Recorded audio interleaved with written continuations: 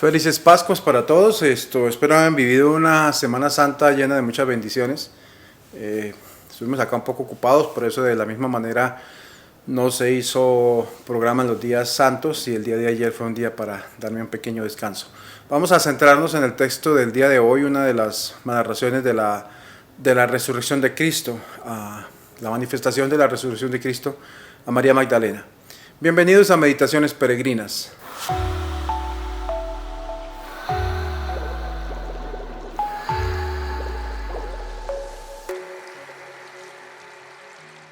La aparición de Jesús a María Magdalena según el Evangelio de Juan. Tomamos entonces Juan 20,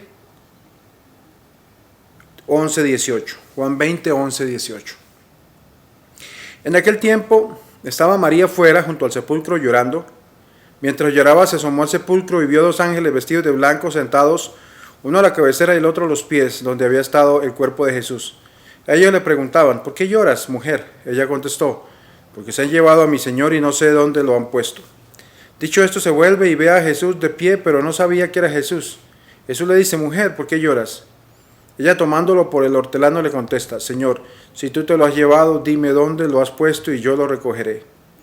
Jesús le dice: María. Ella se vuelve y le dice: Rabuní, que significa maestro. Jesús le dice: no me retengas, que todavía no he subido al Padre, pero anda, ve a mis hermanos y diles: subo al Padre mío, al Padre vuestro, al Dios mío, al Dios vuestro. María la Magdalena fue y anunció a sus discípulos: he visto al Señor y ha dicho esto. Palabra del Señor. Gloria a ti, Señor Jesús. La narración de las apariciones del resucitado a María Magdalena según el Evangelio de Juan, este hecho, este acontecimiento de la aparición a María Magdalena dejó una huella fundamental en la vida de la primera comunidad cristiana, que aparece varias veces en los distintos evangelios y muestra también, como en Mateo 28 o en Marcos 16, una narración de algunos aspectos que tuvieron este encuentro de María Magdalena con el resucitado y con los ángeles. San Juan, concretamente el texto de hoy, le da un poquito más como de énfasis a este momento, ¿sí? a este diálogo entre María Magdalena, los ángeles y después el mismo Jesús, a quien confundía con el cuidador del huerto donde estaba la tumba de Jesús. Sin embargo, sabemos nosotros que hubo muchas apariciones en los 40 días siguientes a los discípulos en el camino, en muchos momentos. Sin embargo, esta aparición a María Magdalena se le dio una especial importancia dentro de la catequesis cristiana, ¿verdad? Igualmente las apariciones a otras mujeres en este ambiente del tiempo de la Pascua, ¿sí? Cuando Pedro y Juan se van, María se queda junto al sepulcro llorando por el hecho de saber que pues el cuerpo no está, ¿verdad? Es allí cuando vuelve a mirar por la ventana, por el huequito que tenía el sepulcro, y se da cuenta que había adentro dos ángeles vestidos de blanco. Esto muestra de un lado el aspecto de la resurrección, ¿verdad? El hecho de que haya dos personas vestidas de blanco. Ese blanco sugiere, digamos así, la gloria de Dios, ¿verdad? Están sentados en los dos lados, digamos, a la cabeza y los pies de donde estaba todo lo que era el lugar funerario, y lo que buscan es mostrar justamente ese ambiente de la presencia de lo sagrado, de la gloria de Dios en ese momento de la resurrección, ¿verdad? Es sobre todo, pienso yo, que es el sentido que tiene. También vemos cómo no se asustó tanto, sino que siguió preocupada. O sea, no logró intuir cuál era la presencia de los ángeles allí, ¿sí? Es decir, de una u otra manera, la preocupación de ella era porque el cuerpo había desaparecido. O sea, María Magdalena no se había preguntado, ni ella ni los apóstoles, a pesar de que Cristo lo había predicado muchas veces, se los había dicho, ellos no comprendían aquello de la resurrección, ¿sí? Estaba desaparecido el cuerpo, fue lo que vieron, ¿verdad? Ella fue lo que vio eso, se llevaron el cuerpo y no sabemos dónde está. Esa es como la constante que aparece en todos, ¿verdad? Después se encuentra ella con Jesús mismo y cree que es el que cuida el huerto, que es el encargado de cuidar, y entonces está pues obsesionada por encontrar el cuerpo de Jesús. Y por eso simplemente esa es su preocupación. ¿Dónde estará el cuerpo? Dime dónde está y yo lo estaré buscando, lo buscaré, ¿verdad? Era una manera, pienso yo, de mostrar como ese afecto, ese aprecio tan profundo que había de parte de María Magdalena hacia Jesús. Y prácticamente ella no logra comprender lo que la primera comunidad cristiana no comprendía acerca de la resurrección. Ya cuando el Señor utiliza la palabra María, con esa ternura ella descubre que esa voz que le habla es la voz de Jesús, y entonces es cuando ella en hebreo, al fin y al cabo es arameo, le dice Rabuní, que significa maestro. Es una expresión que sería, en nuestras palabras, sería como decirle maestro mío, mi maestro, ya en un sentido más de cercanía y de necesidad, digámoslo así, de María Magdalena hacia Jesús. Nos muestra esa filiación. Pienso que sobre todo este texto de San Juan, como lo veíamos antes, en todo el proceso de las oraciones de Cristo y de los milagros anteriores a la pasión y muerte, donde hay esa relación con el cantar de los cantares. Aquí también hay mucha relación entre María Magdalena, los ángeles, ella hablando con los ángeles y después con Jesús, en un lenguaje un poco más como de aprecio, de afecto, de amor, y es un lenguaje que nos lleva, pues lógico, muchas personas quizá lo llevan a verlo de una manera muy personal, de un amor de Jesús hacia María Magdalena humano, o de María Magdalena hacia Jesús humano, pero la iglesia lo ha sabido interpretar como un amor de Jesús y de la iglesia, ¿verdad? Ese amor de la iglesia representada en aquella mujer con pecados, con fragilidades humanas, pero que se enamora de su Jesús. Es una manera también de mostrarle a la gente que la tarea de la humanidad es enamorarse de la misma manera de Jesús y ser testigos de esa resurrección. Las palabras de Jesús, después de que ella lo está agarrando del manto, ese polimetangue, esas palabras suéltame, en algunos momentos ha sido difícil de entenderla, o sea, no se ha logrado dar con toda la interpretación. Sin embargo, una manera clara, de pronto ya más específica, literal, de hacer una traducción al español sería algo así como no me retengas más. Es como déjame ir, porque la tarea que tengo ahora, esto es una tarea que se debe llevar a cabo, ¿sí? No me retengas aquí, no me amarres aquí, ¿sí? Es como una manera de decirle, debo subir al Padre, ¿sí? O sea, es el punto en que debo ir para poder venir la ascensión. En otras palabras, es preparando ese gran momento de la ascensión, un momento que realmente ni María Magdalena ni los apóstoles van a poder retener, a pesar de que ellos estaban fascinados con toda esa nueva experiencia de ver al resucitado. De muchas maneras como Jesús se les manifestó, para ellos les llenaba de valor, de valentía. La misma lectura de hoy, la primera lectura de los Hechos de los Apóstoles, nos pone en ese ambiente del valor que gana Pedro después de todo esto y cómo el Espíritu Santo lo transforma, ¿verdad? Pero al final ese déjame que tengo que irme al Padre es como una manera de decir, suelta lo que has vivido conmigo en la carne mortal y empieza a vivir desde la gracia de la ascensión que se acerca y desde la gracia del Espíritu Santo que va a venir para ustedes y los va a acompañar por siempre. Son como los pasos que se tienen que dar en este camino del resucitado.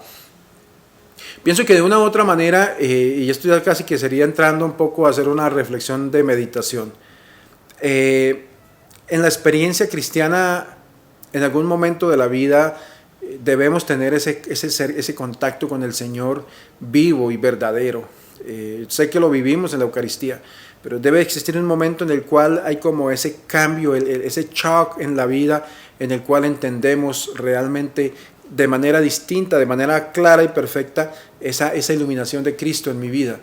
Y después de eso, quizá ese momento desaparece. Pero es volver a ese momento para decir, ok, era algo que tenía que pasar en mi vida, de descubrir hacia Cristo para seguir caminando, sin Él, entre comillas. No me refiero a que Cristo no está acompañándonos, sino sin tener esa presencia física, esa presencia que me hizo sentirlo tan vivo, Pero bueno, al fin y al cabo, si he sentido esa experiencia, es para caminar hacia ese Cristo que me anunció aquello que vendrá después.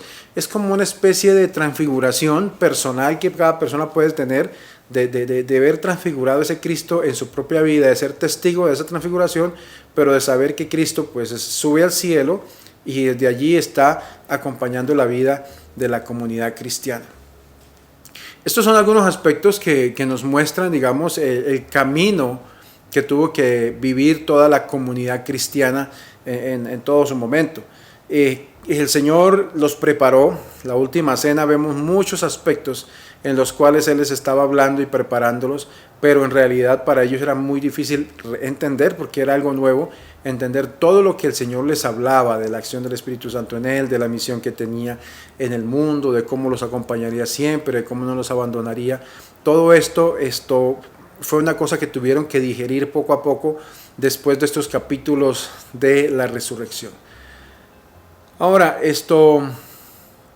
pienso que esto nos debe llevar a entender algunas cosas. Primero que todo, María Magdalena como un centro especial en la historia de la resurrección, del resucitado, y cómo ella es la que termina llevándole ese mensaje a los discípulos, ¿sí?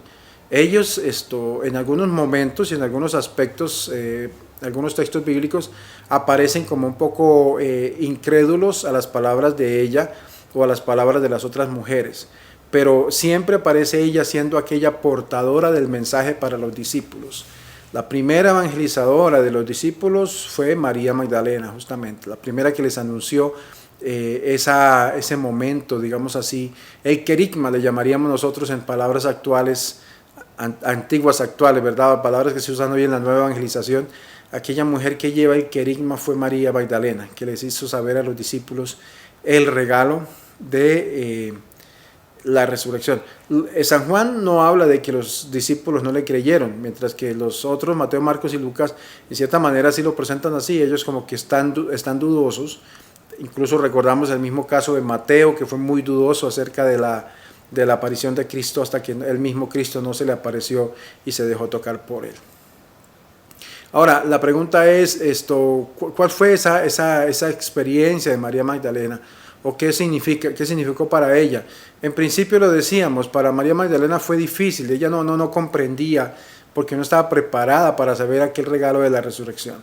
Sí, ella quería retenerlo, pero quería quedarse con ese Jesús que conoció humano, con ese Jesús que caminó por el mundo, y el Señor tiene que decirle, mira, viene un momento distinto, déjame ir, y nos reuniremos pronto con los discípulos en otro lugar, y allí entonces empezará una etapa nueva. Sería como una manera de decir. Hay otro aspecto importante que vale la pena recordar, o al menos saber, es que los judíos, a pesar de que ellos siempre fueron muy críticos a todo esto, ellos tenían algo en común con los apóstoles acerca de la resurrección de Cristo. No lo digamos como tal la resurrección de Cristo, sino lo que pasó antes de que ellos entendieran la resurrección de Cristo. Fue la desaparición del cuerpo, o sea, el cuerpo no está, ¿sí? El cuerpo de Cristo no está. Eso era lo que decían los apóstoles, eso fue lo que pensó María Magdalena, y eso era lo que pensaban los judíos. La respuesta que pudieron dar en principio los judíos fue, bueno, se robaron el cuerpo los discípulos. Pero también otra posible manera de entender lo que ellos trataron de tramar en algún momento es que el que estaba encargado del jardín, el hortelano o el jardinero, quizá no quiso dejar el cuerpo ahí para evitar que tanta gente viniera de romería o a visitar la tumba y entonces le dañaran su huerta, ¿verdad? Es como una interpretación que se dio, pero en sí todos concuerdan en decir que el cuerpo había desaparecido. Ya después de eso viene toda la experiencia de las manifestaciones de Jesús a los discípulos, y entonces empiezan a entender ese regalo grande de la resurrección, ¿verdad? Eso que María Magdalena experimentó. De hecho, por eso cuando María Magdalena le pregunta en ese diálogo al hortelano, al dueño al dueño de la huerta, al cuidador, le dice, si te ha llevado el cuerpo, dime dónde lo has puesto. Es una manera también de interpretar aquello que los judíos estaban pensando acerca de lo que había pasado con el cuerpo de Cristo.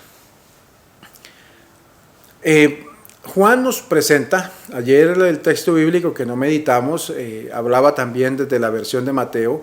Hoy Juan nos muestra de su versión este mensaje, ¿verdad? Hay unos aspectos profundos, ¿sí? En este texto de hoy como con el de ayer. Vale la pena que si tenemos tiempo tratemos de hacer una relación a los dos. Al parecer fue como una especie de segunda visita que hicieron al sepulcro, ¿sí? La mañana del primer día de la semana, María Magdalena se quedó junto al sepulcro fuera llorando. Es una de las cosas que nos dice, ¿sí? Ella, en cierta manera, ella está manifestando que ese amor que tenía hacia Jesús. Está triste porque se ha ido, ¿sí? Lloraba. Y entonces cuando se acerca y se inclina a ver hacia el sepulcro, es cuando ve allí a los dos ángeles vestidos de blanco sentados, uno arriba y el otro abajo de donde estuvo el cuerpo de Jesús. Ya no está el cuerpo, la tumba está vacía, solamente la presencia de los dos ángeles. Y este acontecimiento de la tumba vacía es algo que los discípulos van a entender por siempre, que es una manifestación de la gloria de Dios, ¿verdad? Como les decía, ninguno, ni siquiera los mismos judíos, estuvieron en contra de creer eso, que la tumba estaba vacía. Todos sabían que el cuerpo se había desaparecido. Ya los discípulos, con su manera de descubrir a través de todas las manifestaciones, apariciones, empezaron a entender el gran milagro que sucedió, el milagro de la resurrección, ¿sí? Pienso que no fue fácil para los discípulos, para ellos en ese momento entender la resurrección, pero desde allí empezó toda una manera de lograr entrar a entender ese gran regalo de la resurrección. No se lo esperaban, no tenían idea, pero al fin y al cabo ellos empiezan a entenderlo. Es quizá una de las cosas que nos quiere dejar el texto bíblico de hoy claro, ¿sí? Y la otra cosa importante de entender es cómo cuando Jesús pronuncia el nombre de María, ella realmente descubre que es Él, que está vivo, ¿sí?